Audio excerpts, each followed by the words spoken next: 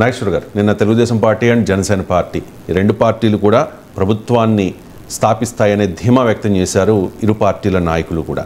So ఈ నవశకం సభ ద్వారా ఈ రెండు పార్టీల బంధం మరింత పెరిగిందని అనుకోవచ్చు.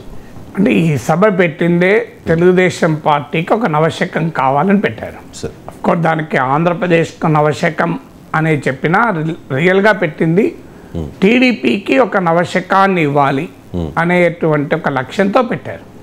సో అందువల్ల ఆ లక్ష్యానికి మాత్రం ఉపయోగపడుతుంది. అంటే టీడీపీని మరింత ఊపులోకి తీసుకురావటానికి, లోకేష్ను ప్రొజెక్ట్ చేయడానికి, ఆ టీడీపీ జనసేన బంధాన్ని బలపరచడానికి, టీడీపీ జనసేన స్నేహం ప్రపంచానికి చాటడానికి తప్పనిసరిగా ఉపయోగపడుతుంది, అనుమానమే లేదు.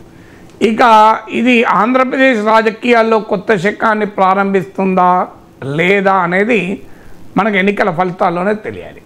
కానీ టీడీపీ జనసేన కలిస్తే పొలిటికల్ అరిథమెటిక్ రీత్యా చూసినా, పొలిటికల్ కెమిస్ట్రీ రీత్యా చూసినా డెఫినెట్గా జగన్మోహన్ రెడ్డికి ఒక గట్టి సవాల్ అయితే వస్తుంది. ఓడిస్తారు అనే పాయింట్ నేను చెప్పడం లేదు, ఎందుకంటే too early to comment also. ఎందుకంటే అందులో నేను ఎప్పుడు ఎలక్షన్లకు ముందు ఇది జరుగుతుంది, పలానా వాళ్ళు గెలుస్తారు, పలానా వాళ్ళు ఓడుతారని చెప్పను. ఈవెన్ తెలంగాణ ఎన్నికల్లో కూడా మీరు గమనిస్తే తెలంగాణలో గాలి ఎటు వీస్తుంది అని ఓవరాల్గా ఏ పార్టీకి ఏ ఫ్యాక్టర్స్ దోహదం చేస్తున్నాయని మాత్రమే విశ్లేషించారు.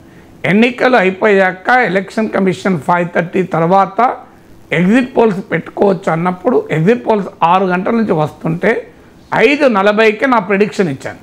సో అంచనా ఏంటి అని నేను అప్పుడు ఒక 21 నిమిషాలు మాట్లాడుతూ 66 కాంగ్రెస్కు 66 సీట్లు వస్తాయి, కాంగ్రెస్ సిపిఐ కాంబినేషన్ కరెక్ట్గా 65 వచ్చాయి. మీ అంత అక్యురేట్గా ఎవరు ఎక్కడ ఏ ఏజెన్సీ కూడా చెప్పలేదు. 66 +or-3 అన్నాను, -1 వచ్చింది.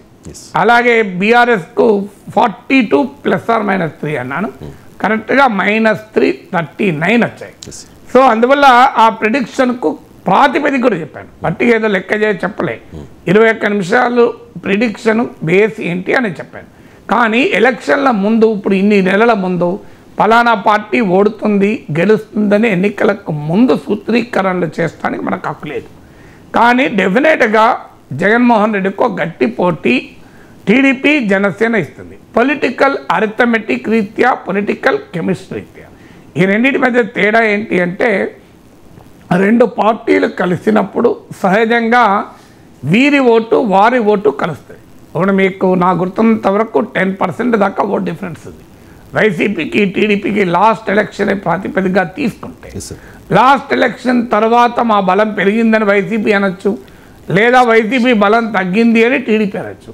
తగ్గిందా పెరిగిందా నేను ఆ జోలికి వెళ్ళడం లేదు. Last elections reference point correct అని కూడా అనడం లేదు, కానీ ఏదో ఒక రెఫరెన్స్ పాయింట్ ఉండాలి కనుక చెప్తున్నాను. సో ఒక 10% గ్యాప్ ఉంటే 6-7% వరకు మీకు జనసేన ఓటు ఉంటుంది. సో ఆ ఓటు కూడా స్టేట్ అంతా కలిపితే ఓటు, మీరు కొన్ని కాన్స్టిట్యున్సీస్కి వచ్చే వరకు అది 20% కావచ్చు, 30% కూడా కావచ్చు. అందువల్ల టీడీపీ జనసేన కలిస్తే ఓట్ అరిథమెటిక్ డెఫినెట్గా వైసీపీకి ఛాలెంజింగ్గా ఉంటుంది. ఇక పొలిటికల్ కెమిస్ట్రీ ఎందుకన్నానంటే, రెండు పార్టీలు కలిసినప్పుడు ఆ పార్టీల ఓట్లు కలవాలి అంటే ఆ పొత్తును ప్రజలు స్వాగతించాలి. ప్రజలు స్వాగతిస్తే ఆ ప్రజలు ఓట్లేస్తారు. 2004లో కాంగ్రెస్ వామపక్షాలు కలిస్తే ప్రజలు స్వాగతిస్తే వామపక్షాలు గణనీయంగా సీట్లు పెరిగాయి, కాంగ్రెస్ అధికారంలోకి వచ్చింది. కానీ 2009లో వామపక్షాలు తెలుగుదేశంతో పొత్తు పెట్టుకుంటే ప్రజలు స్వాగతించలే, దాంతో వామపక్షాల సీట్లు తగ్గాయి, తెలుగుదేశం అధికారంలోకి రాలే. అందువల్ల ఎప్పుడు కూడా ఒక పొత్తును ప్రజలు స్వాగతిస్తారా లేదా, ఆ పార్టీల మధ్య ఓట్ల బదిలీ అవుతుందా లేదా, ఆ పార్టీ యంత్రాంగం అంతా కలుస్తుందా లేదా అని. టీడీపీ జనసేన విషయంలో ఈ 3 ప్రశ్నలకు ఎస్ అనే ఆన్సరే వస్తుంది. రెండు పార్టీల మధ్య యంత్రాంగం కలుస్తుంది, కార్యకర్త నాయకులు కలుస్తున్నారు. ఎక్కడైనా కొన్ని చోట్ల టీడీపీ జనసేన రెండూ బలంగా ఉన్న చోట సహజంగానే ఆస్పిరెంట్స్ ఉంటారు కనుక, ఈ పార్టీ తరఫున ఉంటారు, ఆ పార్టీ తరఫున ఉంటారు కనుక ఆ ఆస్పిరెంట్ల మధ్య కొంత కాన్ఫ్లిక్ట్ ఉండొచ్చు, అది సహజం. ఒక్క పార్టీలోనే 2 టికెట్లు అడిగే చోట ఇబ్బంది ఉంటుంది, 2 పార్టీలు కలిసినప్పుడు ఇబ్బంది ఉండదా? కానీ ఓవరాల్గా చూసుకున్నప్పుడు టీడీపీ జనసేన అలియన్స్ను ఆ రెండు పార్టీల కార్యకర్తలు స్వాగతిస్తున్నారు, ఆ రెండు పార్టీల అభిమానులు అంగీకరిస్తున్నారు. ఆ రెండు పార్టీల మధ్య ఓట్ల బదిలీ కూడా నా అంచనా 90-95% జరుగుతుంది. అంటే ఈ పార్టీ ఓటర్లు ఆ పార్టీకి, ఆ పార్టీ ఓటర్లు ఈ పార్టీకి, విత్ సమ్ ఎక్సెప్షన్స్. అందువల్ల పొలిటికల్ అరిథమెటిక్ రీత్యా, పొలిటికల్ కెమిస్ట్రీ రీత్యా డెఫినెట్గా వైసీపీ ఛాలెంజ్ ఉంటుంది. అందువల్ల వైసీపీ అందుకే మొదటి నుంచి కూడా జనసేన టీడీపీతో కలవకుండా తమ దగ్గర ఉన్న అస్త్రాలన్నీ ప్రయోగిస్తూ వస్తుంది. ఎందుకు పవన్ కళ్యాణ్ ఎందుకు ముఖ్యమంత్రి కాకూడదు, ఎందుకు కాపుల ఓట్లు తీసుకెళ్ళి కమ్మల చేతుల్లో పెడతారు, ఎందుకు రంగాన్ని చంపిన వాళ్ళతో మీరు కలుస్తారు, ఎందుకు ముద్రగడ్డను అవమానించిన వాళ్ళతో కలుస్తారు, ఇవన్నీ ఎందుకు చెప్తున్నారు? టీడీపీ జనసేన కలవకూడదని వైసీపీ లక్ష్యం కనుకనే చెప్తున్నారు. మీరు ఇద్దరు కలిస్తే మాకేంది అనుకుంటే చెప్పరు కదా. అందువల్ల డెఫినెట్గా YCP Jaganmohan Reddy has to walk extra mile, work more hours order. అందువల్ల ఈ కాంబినేషన్ ఎదుర్కోవటానికి, అందువల్ల టీడీపీ జనసేన కాంబినేషన్ ఆ పార్టీలకు మేలు చేస్తుంది అనడంలో ఎలాంటి అతిశయోక్తి లేదు. అయితే ఆ కలయిక జగన్మోహన్ రెడ్డిని ఓడించడానికి సరిపోతుందా లేదా అనేది మిగిలిపోయిన ప్రశ్న, వేచి చూడాల్సిన అంశం. కానీ నిన్న ఒక క్లారిటీ వస్తుందేమో అని చెప్పి సుదీర్ఘంగా చాలా మంది వెయిట్ చేస్తూ ఉన్నారు సార్, కానీ ఆ క్లారిటీ ఇవ్వలేదు. పవన్ కళ్యాణ్ కూడా ఏదో పైకి మాట్లాడారు తప్ప ఈ పొత్తు తర్వాత పవర్ షేరింగ్, సెట్ల పంపకం ఈ విషయాల మీద మాత్రం మాట్లాడలా. నాదెండ్ల మనోహర్ ఒక కామెంట్ చేశారు సార్, చంద్రబాబు అనుభవం, పవన్ నిజాయితీ ఏపీకి అవసరం అని చెప్పి. అంటే చంద్రబాబు నాయుడు అనుభవజ్ఞుడైన నాయకుడు కాబట్టి ఆయనకే ముఖ్యమంత్రి పదవి ఇవ్వబోతూ ఉన్నామనే ఒక ఇండికేషన్, ఏదైనా హింట్ ఇచ్చారని అనుకోవాలి.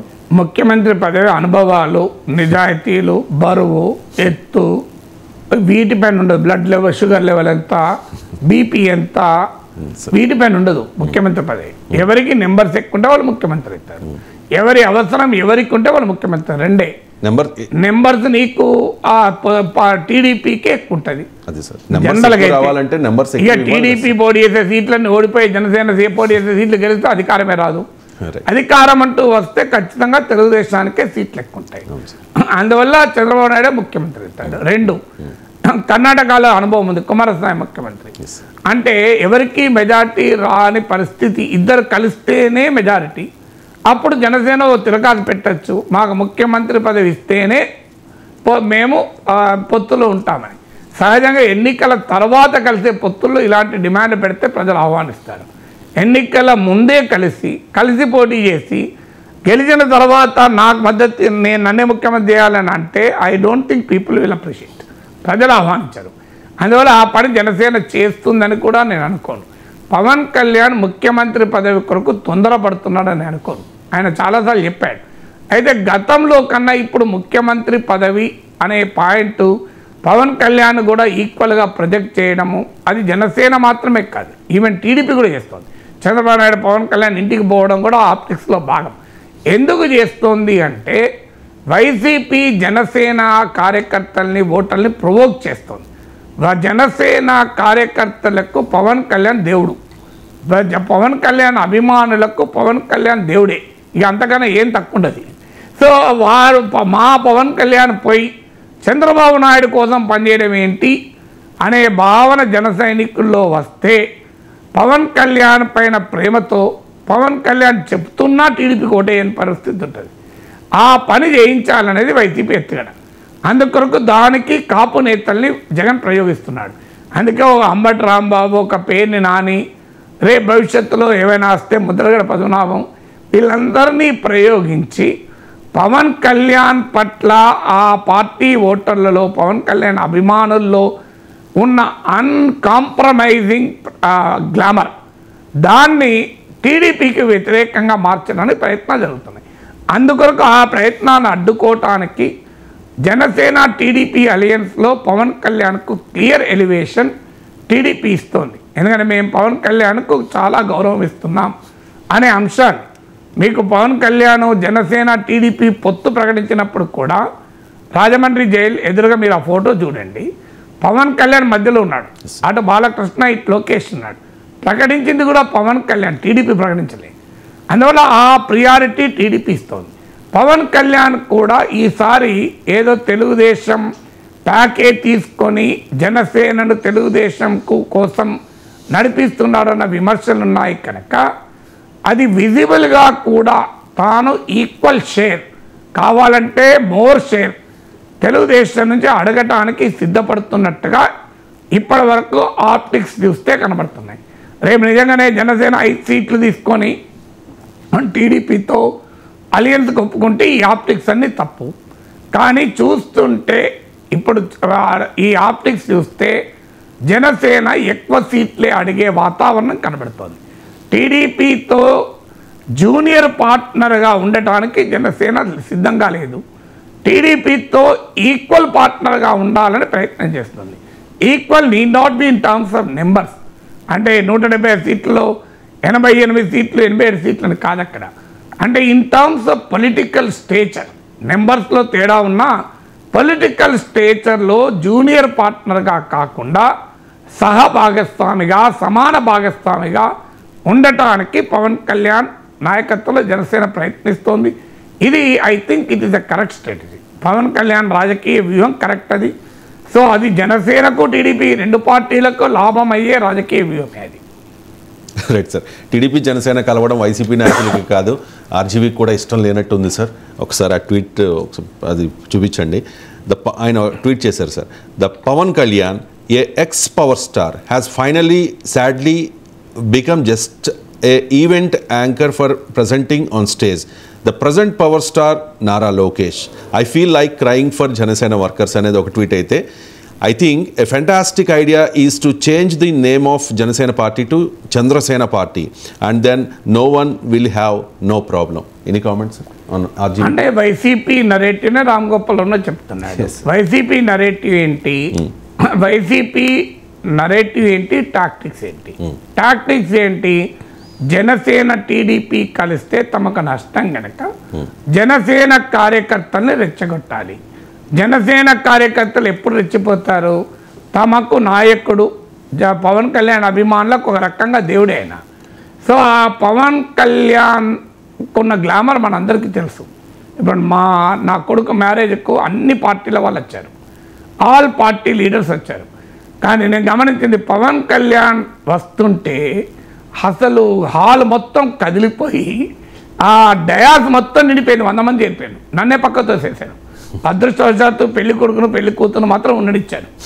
జనం మొత్తం యూత్ అంతా, ఆ హాల్లో ఉన్న యూత్ అంతా, బంధుమిత్రులు అందరూ స్టేజ్ ఎక్కేశారు. సో అది పవన్ కళ్యాణ్కి ఉన్న గ్లామర్. నేను ప్రత్యక్షంగా చూశాను కదా చెప్తున్నా. అంతకుముందు చాలా పెద్ద నాయకులు వచ్చారు, మరి అన్ని పార్టీల్లో అగ్రనేతలు అందరూ వచ్చారు. కానీ ఎక్కడ ఎవరికీ లేనంతగా, అంటే పవన్ కళ్యాణ్కి ఆ గ్లామర్ ఉన్నమాట నిజం. అది గ్లామర్. అభిమానం మిగతా నాయకులకు కూడా ఉండొచ్చు, కానీ పవన్ కళ్యాణ్కి ఏంటంటే గ్లామర్. ఈ గ్లామర్ ఏం చేస్తుంది అంటే పవన్ కళ్యాణ్ అభిమానులు పవన్ కళ్యాణ్ పైనున్న అభిమానాన్ని చంద్రబాబు నాయుడుకు ఓటు వేయమన్నా కూడా మా పవన్ కళ్యాణ్కే మేము ఓటేస్తామంటారు. సో ఆ రకమైన అభిమానం ఉంటుంది కనుక దాన్ని రెచ్చగొట్టాలన్నది వైసీపీ వ్యూహం. అది రెచ్చగొట్టాలి అనేది టాక్టిక్స్ అయినప్పుడు నరేటివ్ ఏముంటుంది, పవన్ కళ్యాణ్కి ఆడ సమాన హోదా లేదు, పవన్ కళ్యాణ్ జూనియర్ పార్ట్నరు, పవన్ కళ్యాణ్ లోకేష్ కన్నా తక్కువ, పవన్ కళ్యాణ్ లోకేష్కు ప్రమోషన్ చేయడానికి వెళ్ళాడు, పవన్ కళ్యాణ్ తన గౌరవాన్ని తగ్గించుకుంటున్నాడు, పవన్ కళ్యాణ్కు టీడీపీ గౌరవం ఇస్తలేదు. ఇది ఈ నరేటివ్ బిల్డ్ చేయాలి. పవన్ కళ్యాణ్ కాపుల ఓట్లు తీసుకెళ్ళి చంద్రబాబు నాయుడు చేతిలో పెడుతున్నాడు, పవన్ కళ్యాణ్ ముఖ్యమంత్రి కాడు. ఇది ఈ నరేటివ్ బిల్డ్ చేయడం ద్వారా జనసేన ఓటర్లను రెచ్చగొట్టి టీడీపీకి ఓట్ ట్రాన్స్ఫర్ కాకుండా చేయాలి.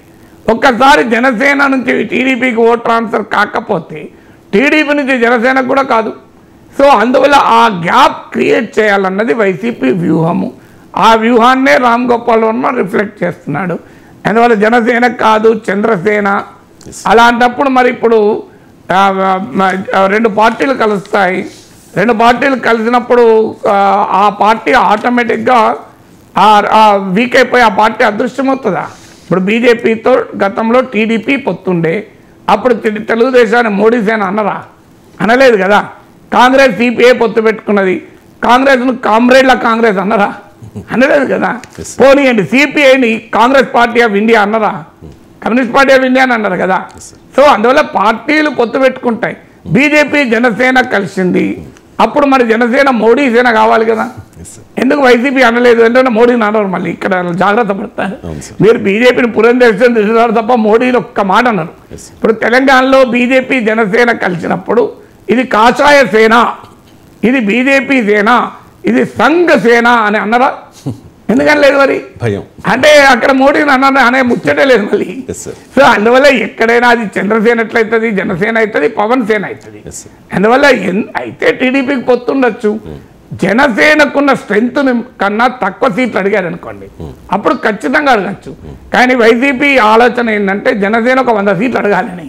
ఎట్లా అడుగుతుంది? జనసేనకు ఆ బలం ఉందా? జనసేనకు 70 సీట్లు అడగాలి అని వీళ్ళ కోరిక. ఎందుకంటే 70 సీట్లు జనసేన అడిగితే పొత్తు కుదరదు, కుదిరినా 70 సీట్లు గెలవరు. కానీ పవన్ కళ్యాణ్ తన బలాన్ని అతిగా అంచనా వేసుకోవాలన్నది వీళ్ళ కోరిక.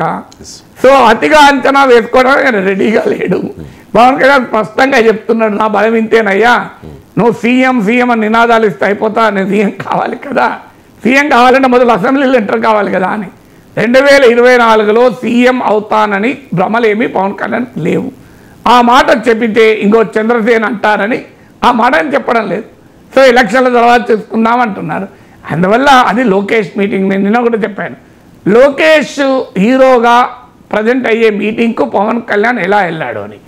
అందుకే లోకేష్ కోసం 2 రకాలుగా చూడొచ్చు. అది లోకేష్ యువగలం ముగింపు సభగా చూడాలా, వైసీపీ పైన టీడీపీ జనసేనలు మోగించిన సమర శంకారావ సభగా చూడాలి. నాకు అర్థమైంది అయితే దాని యువగలం ముగింపు సందర్భంగా పెట్టినా, లోకేష్కి ఎలివేషన్ రావాలని తెలుగుదేశం లక్ష్యంగా ఆశించిన అది టీడీపీ జనసేనల సమర శంకారావ సభగానే పెట్టారు. అందుకే ఇవాళ కూడా ఉదయం నేను ఒక టీవీ ఛానల్లో జనసేన ప్రతినిధి పదే చెప్తున్నాడు, ఇది యువగలం ముగింపు సభ కాదు, జగన్ అధికారానికి ముగింపు సభ, ఇది టీడీపీ జనసేనల సమర శంకారావ సభ అని చెప్తున్నారు. జనసేన వాళ్ళ జాగ్రత్త తీసుకుంటున్నారు ఆల్రెడీ. అందువల్ల పవన్ కళ్యాణ్ వెళ్ళి లోకేష్ను ఇమేజ్ పెట్టడానికి పవన్ కళ్యాణ్ ఎందుకు వెళ్తాడు? పవన్ కళ్యాణ్ వెళ్ళినా లోకేష్ ఇమేజ్ ఎంత ఉండాలో అంతే ఉంటుంది. ఎవరి ఇమేజ్ వాళ్ళకే ఉంటుంది కదా. Right sir, thank you so much sir. చాలా అంశాలకు సంబంధించి డీటెయిల్డ్గా అనలైజ్ చేసినందుకు.